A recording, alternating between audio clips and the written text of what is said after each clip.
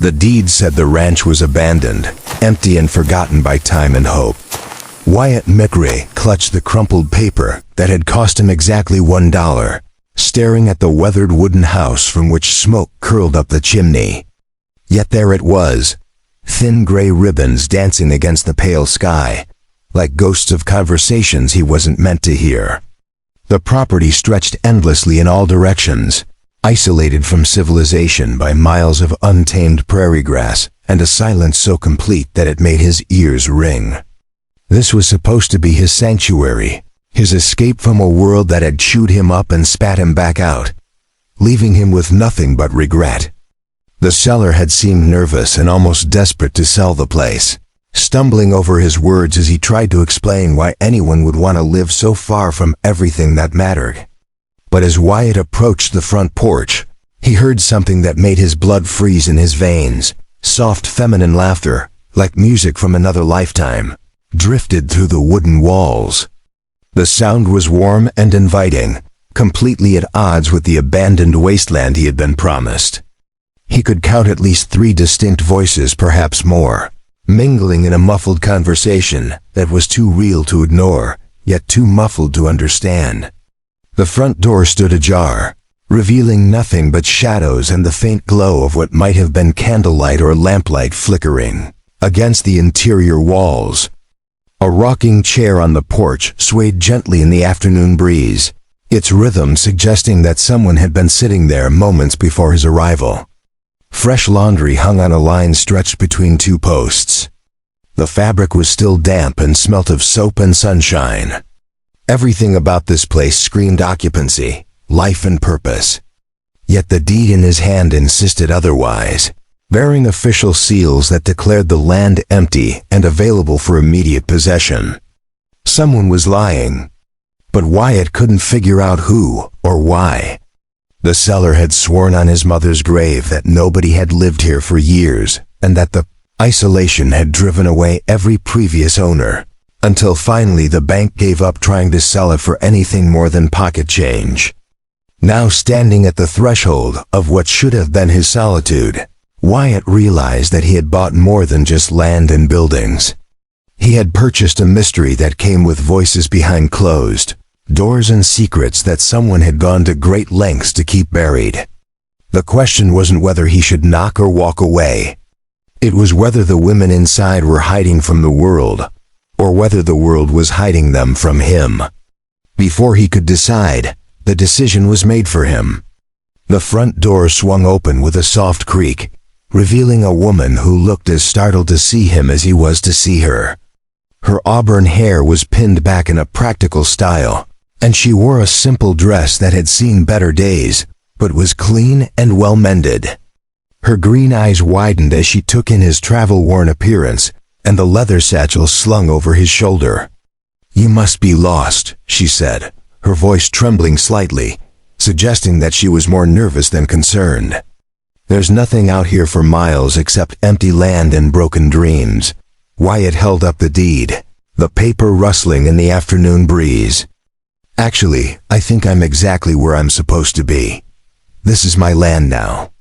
I bought it fair and square from the territorial office in town." He studied her face for any sign of recognition or guilt, but found only confusion and what might have been fear. The woman took a step back into the doorway, gripping the frame as if she needed support. "That's impossible. Nobody's owned this place for years. We've been..." She stopped herself, pressing her lips together as if she'd already said too much. "We?" Wyatt took a step closer, his boots heavy on the wooden porch. "How many of you are living in my house?" From somewhere inside came the sound of hurried footsteps and hushed whispers. The woman glanced over her shoulder. Then she looked back at Wyatt, her expression a mix of defiance and desperation. "I'm Eliza May, and we're not squatters. If that's what you're thinking, we have every right to be here." "Based on what?" Wyatt kept his voice level, but his patience was wearing thin. He had traveled 3 days through hostile territory to reach this place, expecting solitude, but had found a household full of women who seemed to think they belonged here more than he did. Eliza straightened her shoulders, drawing herself up to her full height, still several inches shorter than Wyatt, and said, "Based on necessity, based on survival, based on the fact that sometimes the law and what's right don't line up the way they should." Behind her, a shadow moved past the doorway, followed by another. Wyatt caught glimpses of long hair and feminine silhouettes, evidence that Eliza hadn't been exaggerating about the women part of this situation. He had the sinking feeling that he might have stumbled into something far more complicated than a simple property dispute. "Look," he said, trying for a reasonable tone. "I don't want to cause trouble for anyone, but I paid good money for this land and I've got nowhere else to go." He paused, studying Eliza's face. "Maybe we can work something out." Eliza's expression softened slightly, but the weariness never left her eyes. "You'd better come inside then. But I should warn you, once you cross that threshold, there's no going back to the simple life you thought you were buying." Wyatt stepped across the threshold and immediately understood what Eliza meant about there being no going back. The interior of what he'd expected to be an abandoned ranch house was warm and lived in, with an unmistakably feminine touch. Hand-sewn curtains framed the windows. Dried flowers hung from the ceiling beams, and the scent of fresh bread filled the air. This wasn't temporary shelter. This was a home that had been carefully tended by women with no intention of leaving. 4 other women emerged from the shadows of the main room, each studying him with varying degrees of curiosity and suspicion. The first was tall and graceful, her dark hair catching the lamplight. Her posture suggested that she was accustomed to being in charge. The second was petite, with blonde curls and quick, intelligent eyes that seemed to catalog every detail of his appearance. The third woman had striking red hair and a direct gaze that made Wyatt feel as though she could see straight through to his intentions. The fourth was younger than the others, with brown hair and a shy smile that disappeared the moment he looked her way. "Ladies," said Eliza, her voice steady despite the tension in the room. "This is Wyatt Mikra. He claims to have bought our home." The dark-haired woman stepped forward, her chin raised defiantly. "I'm Evelyn Shaw. I don't care what piece of paper you're carrying, mister. This ranch has been our sanctuary for 2 years. We've planted crops, repaired buildings, and made this place habitable again after it was left to decay. And we're not leaving," added the redhead, crossing her arms over her chest. "I'm Rebecca Granger. I can tell you right now that 5 determined women can make life very difficult for one stubborn man." The petite blonde nodded in agreement. "Grace Maddox. We've heard promises before from men who claimed they could solve our problems. They all wanted something in return that we weren't willing to give." The youngest woman remained silent, but Wyatt noticed how she positioned herself behind the others, as if seeking their protection. When Eliza caught his gaze, she stepped protectively in front of the girl. "Daisy Flynn doesn't talk to strangers," Eliza explained, her tone making it clear that this was a warning, not a suggestion. Wyatt removed his hat and ran a hand through his dark hair as he tried to process what he had walked into.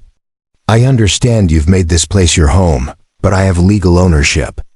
What were you running from that brought you here in the first place?" The women exchanged meaningful glances, and Wyatt realized that he had just asked the one question they had been hoping he wouldn't ask. Evelyn's composure cracked slightly. Grace bit her lip nervously, and Rebecca's defiant expression faltered. Eliza was the first to speak, her words dropping into the silence like stones into still water. "The same thing you're running from, I'd imagine.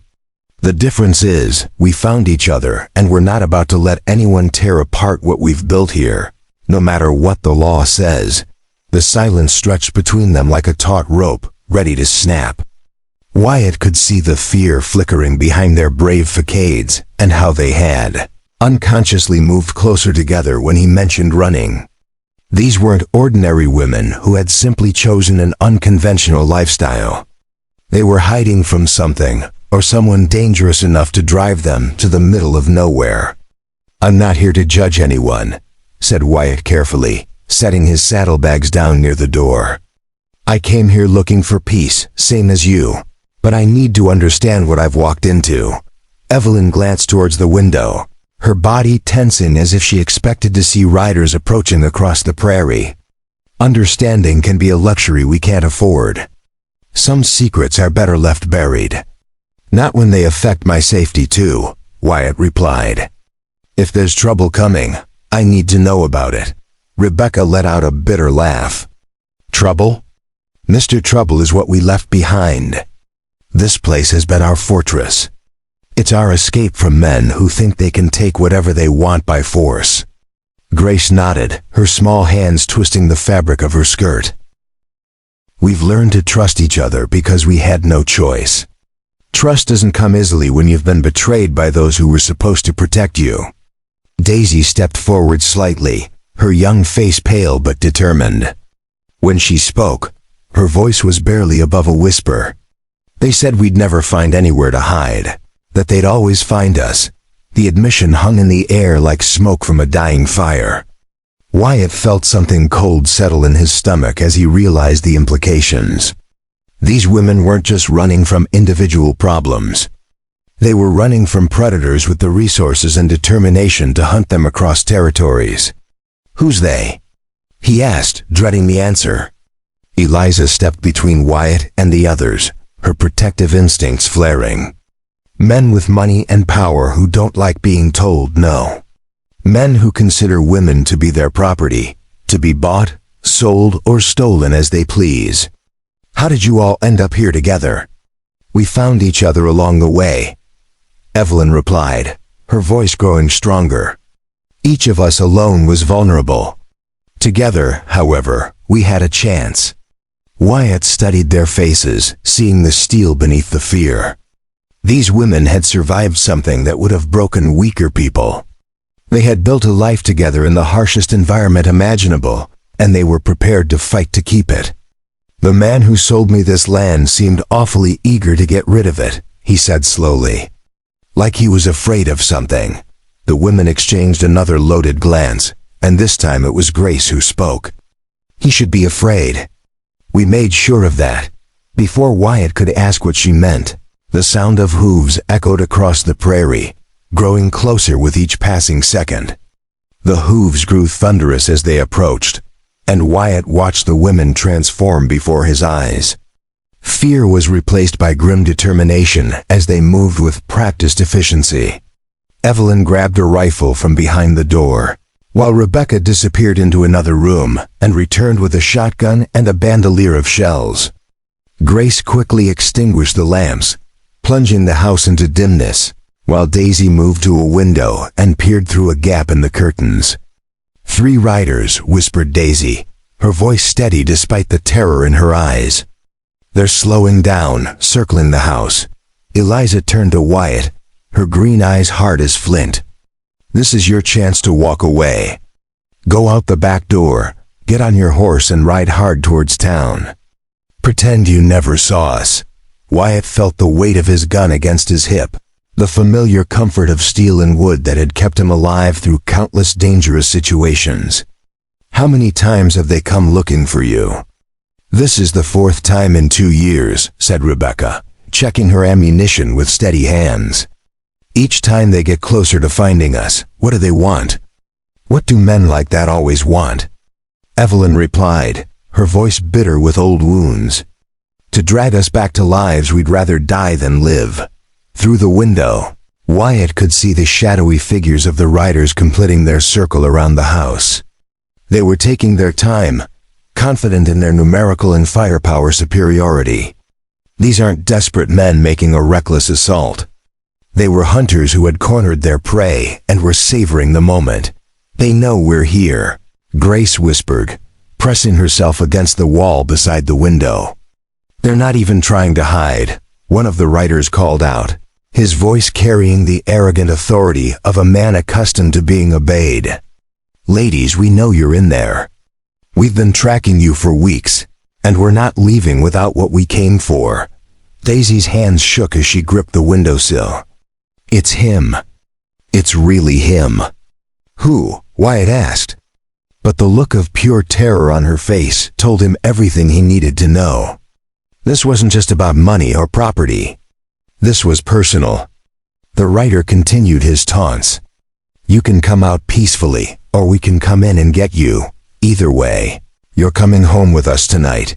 Wyatt found himself at a crossroads that would define not just this moment, but also the kind of man he wanted to be. He could slip out the back as Eliza had suggested and preserve his own safety while abandoning 5 women to whatever fate awaited them. Or he could stay and fight alongside strangers who had already shown more courage in the face of impossible odds than most men would muster in a lifetime. However, the choice was taken from him when the front door exploded inward, splintering the wood and shattering the fragile hope they had all been clinging to. The first man through the broken door was built like a bull, with shoulders that barely fit through the frame, and hands that could crush bone without effort. His eyes swept the darkened room until they fixed on Daisy, and his face split into a predatory grin that made Wyatt's skin crawl. "There's our little runaway," the man said, his voice thick with satisfaction. "Did you really think you could hide from me forever, darling?" Wyatt stepped forward, positioning himself between the intruder and the women. "This is private property. You're trespassing." The man's attention shifted to Wyatt, his expression changing from amusement to annoyance. "And you are the owner of this ranch," Wyatt replied, his hand resting on the handle of his gun. "I'm telling you to leave now." A second man pushed through the doorway. He was leaner, but carried himself with the cold confidence of a professional killer. "Marcus, we don't have time for this. Grab the girls and let's go." Rebecca raised her shotgun, her aim steady despite her trembling voice. "We're not going anywhere with you animals," Marcus laughed, the sound harsh and grating in the confined space. "You always were feisty, Rebecca. That's why you're worth the trouble of tracking down." His gaze moved from woman to woman, lingering on their faces as though he were appraising livestock.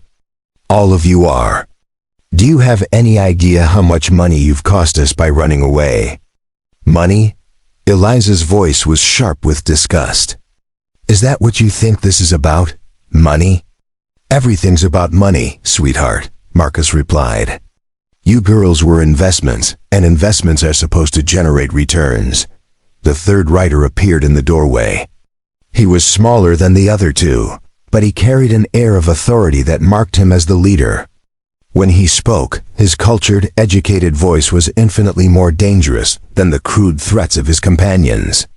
"Ladies and gentlemen, let's discuss this like civilized people," he said, removing his hat with mock courtesy.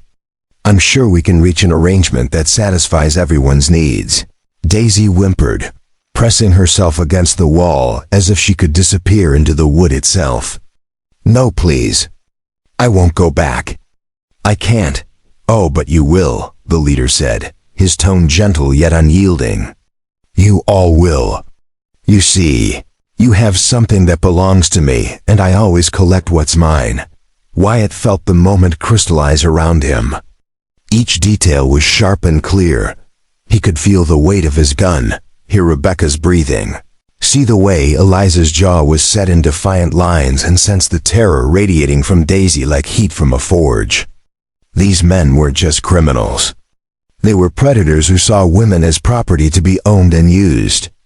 "They don't belong to anyone," said Wyatt, drawing his weapon in one smooth motion.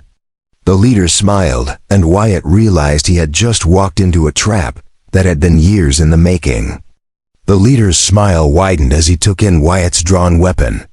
His eyes glittered with amusement rather than fear. Ah, the noble defender. How refreshingly predictable. He casually gestured to his men, who shifted their positions with the practiced ease of wolves preparing to strike. "Tell me, Mr. Mikra, was it? Do you know what you're really defending?" Wyatt kept his gun steady, though he could feel something cold beginning to crawl up his spine. "I know enough, do you?" The leader stepped further into the room, moving deliberately and casually. "Did they tell you about the money they stole? The contracts they destroyed? The lives they ruined when they disappeared into the night like thieves?" "That's not true," Eliza said, but her voice lacked conviction. "Isn't it?" The leader pulled a folded document from his coat and held it up for everyone to see. "This is a promissory note signed by each of these ladies, agreeing to work off debts totaling $15,000, money that was spent on their transportation, housing, and care." Grace's face went white. "You know, those contracts are illegal. No court would uphold them." "Perhaps not," the leader conceded. "But theft is theft, regardless of the legalities involved. When you disappeared, you took something far more valuable than money." Rebecca's grip tightened on her shotgun. "We didn't take anything that wasn't already ours." The leader's expression hardened. "You took my ledger," he continued. "The one containing the names, locations, and financial arrangements of every girl I've placed in the past 5 years." His voice dropped to barely above a whisper. "That ledger is worth more than all your lives combined." Wyatt felt the pieces click into place with horrible clarity. These women hadn't just run from individual predators. They had stolen evidence that could destroy an entire network of human traffickers. The ledger would contain proof of crimes that could bring down dozens of wealthy, powerful men. "Where is it?" Marcus growled, taking a step towards Daisy. "We know one of you has hidden it somewhere." Daisy pressed herself flatter against the wall, breathing rapidly and shallowly. "I don't know what you're talking about." "Oh, but you do, my dear," the leader said softly. "You were always the clever one, the one who paid attention to details, the one who understood that information is power." Evelyn moved closer to Daisy protectively. "Even if we had your precious ledger, what makes you think we'd give it to you?" "Because the alternative is unpleasant for everyone involved," the leader replied. "You see, that ledger doesn't just contain evidence of my business dealings. It also contains the real names and locations of every girl who has ever worked for me. Girls who are now scattered across the territory, trying to build new lives." The implication hit Wyatt like a physical blow. The ledger wasn't just evidence. It was a weapon that could be used to hunt down every woman who had ever escaped this man's control. "If anything happens to us," Grace said quietly, "copies of that ledger go to every federal marshal and newspaper editor from here to California." The leader's smile returned, cold and calculating. "I was hoping you'd say that." He reached into his coat again and produced a brass pocket watch that gleamed in the dim light. "You see, ladies," he continued, "I've spent the last 2 years tracking down every contact you might have made, every person you might have trusted with copies of my ledger." He clicked the watch open and studied its face with theatrical precision. 3 hours ago, my associates visited the newspaper office in Silver Creek. 2 hours ago, they called on Marshall Davidson in Copper Ridge. An hour ago, they found the schoolteacher in Pine Hollow who was eager to help displaced women find new lives. Eliza's face went ashen. "You're lying, am I?" The leader snapped the watch closed. They were each given a simple choice: hand over any documents relating to the 5 runaway women, or face the consequences of harboring stolen property. His smile was razor-sharp. "I'm pleased to report that they all chose cooperation over heroism." Grace stumbled backwards, her small frame shaking. "Martha wouldn't give you anything. She'd die first." "Oh, my dear child," the leader said with mock sympathy. "Why do you think it took my men so long to visit her?" The implication hung in the air like poison, and Wyatt watched the women's carefully constructed defenses crumble. They had based their sense of security on the idea that evidence scattered across the territory would protect them. But their enemy had systematically dismantled this insurance policy while hunting them down. Rebecca's shotgun wavered in her hands. "Even if that's true, the ledger itself is still hidden. You'll never find it without us," he said, consulting his watch again. "Actually," the leader said, consulting his watch again, "my men should be finishing their search of the root cellar about now." "My men should be finishing their search of the root cellar about now." As if summoned by his words, footsteps approached from the back of the house. A fourth man appeared in the rear doorway, carrying a leather-bound book that seemed to pulse with malevolent energy in the lamplight. "Found it buried under the turnip boss," the man said, tossing the ledger to his leader. "Just like you said it would be." Daisy let out a broken sob, her last hope visibly draining away. "How did you know?" "Simple psychology, my dear," the leader replied, leafing through the pages with evident satisfaction. "Desperate people always hide their treasures in the most obvious places. Food storage, false bottoms, trunks, and loose floorboards under beds. You may have learned to shoot and fight, but you never learned to think like criminals." Wyatt felt the situation was sliding beyond anyone's control. The women's carefully laid plans had been anticipated and countered at every turn. Their enemy hadn't just tracked them down. They had orchestrated their complete defeat with methodical precision. "So what happens now?" Wyatt asked, dreading the answer. The leader closed the ledger with a soft snap. "Now, Mr. Mikra, you face the same choice I offered the others. You can either walk away and forget you ever saw us, or join these ladies in learning why nobody steals from me." The sound of more horses approaching echoed across the prairie. Wyatt realized that the trap was closing in on him from all sides. The approaching hoofbeats weren't those of the leader's men. They were federal marshals. Wyatt realized that Daisy had been far cleverer than anyone had given her credit for. While her companions had focused on hiding copies of the ledger, she had done something far more dangerous and effective. "You made one mistake," said Daisy, her voice steady for the first time since the confrontation began. "You assumed I was just a scared little girl who needed protecting." The leader's confident expression faltered as the sound of approaching horses grew louder. "What did you do?" "I sent a telegram to the territorial governor 3 days ago," replied Daisy, stepping away from the wall with newfound confidence. "Not copies of your ledger, but something better. I sent him the names and locations of every federal official you've been bribing, along with bank records showing the payments." Marshal badges gleamed in the doorway as 3 armed lawmen surrounded the house, their weapons trained on the traffickers. The leader's face turned white as he realized the hopelessness of his situation. "You see," Daisy continued, "while you were tracking down our insurance policies, I was destroying yours. Every corrupt marshal, every bought judge, and every politician in your pocket received a visit from federal investigators this morning." The leader spun towards his men, but Marcus and the others were already raising their hands in surrender. They might be professional killers, but they weren't stupid enough to fight federal marshals when their employer's empire was crumbling around them. Samuel Morrison called to the lead marshal, stepping through the doorway with his badge prominently displayed. "You're under arrest for human trafficking, conspiracy, and about 15 other charges that should keep you busy for the rest of your natural life." Morrison's mask of civilized authority finally cracked completely. "You don't understand what you've done," he snarled at Daisy. "There are dozens of girls out there who depend on the protection my organization provides. Without my network, they'll be defenseless." "They'll be free," Eliza corrected, her voice ringing with hard-won wisdom. "There's a difference."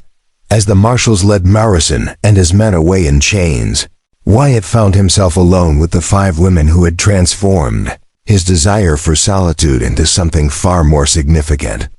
The ranch house, damaged but still standing, seemed to exhale with relief. "So," he said, removing his hat and running his fingers through his hair, "I suppose this means you'll be leaving now that you're safe." The women exchanged glances, and this time their shared look held hope instead of fear. "Actually," said Evelyn, "we were thinking this place could use a man who knows how to stand his ground when it matters." Rebecca nodded. "Someone who understands that some things are worth fighting for." Grace smiled shyly. "We could use help with the heavy work around here." Daisy stepped forward, no longer the frightened girl she had pretended to be. "Besides, you paid good money for this ranch. It wouldn't make sense to let it go to waste." Eliza met his gaze directly. "We're offering you a partnership, Wyatt Mikra, equal shares in the land, the work and the profits. Wyatt looked around at the home that these remarkable women had built from nothing. They had defended it against impossible odds and were now willing to share it with a stranger who had proven himself when it counted most. For the first time in years, he felt like he had found exactly where he belonged. "Well then," he said, settling his hat back on his head, "I suppose we'd better get to work. If you enjoyed this story, click on the video on your screen now to watch another unforgettable Western tale, where courage and destiny collide in the untamed frontier. Don't forget to subscribe, and consider sending a super chat to help us keep bringing you more stories like this one. Your support means everything to us.